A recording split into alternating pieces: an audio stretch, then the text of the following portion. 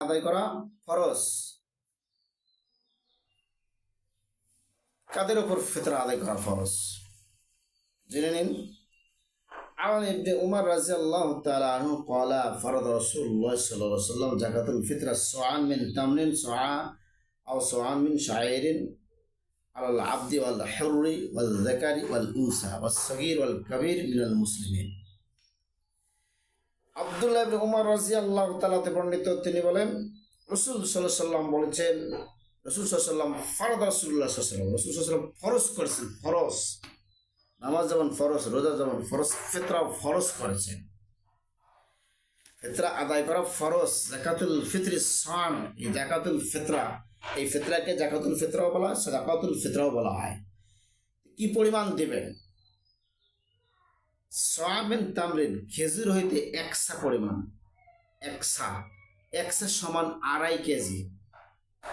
একসা সমান 2.5 কেজি।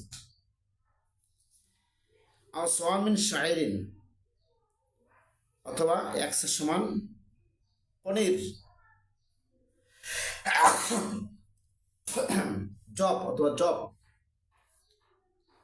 কাদের উপর ফরজ? আলাল আবদি ওয়াল হুররি, দাস দাসী, চাকর বাকর, স্বাধীন ব্যক্তি, ওয়া যাকার উনসা, নারী পুরুষ, ওয়া সগীর আল কাবির, ছোট বড়, মিনাল মুসলিমিন, মুসলমানদের মধ্যে হইতে ছোট বড়, নারী পুরুষ, চাকর বাকর সবার উপর একসা সমান 2.5 কেজি ফিতরা দেওয়া ফরজ। একসা সমান 2.5 কেজি ফিতরা দেওয়া ফরজ। যা আদাসা ফিতরা দেয় ভুল। এখানে কার্পণ্য কেন?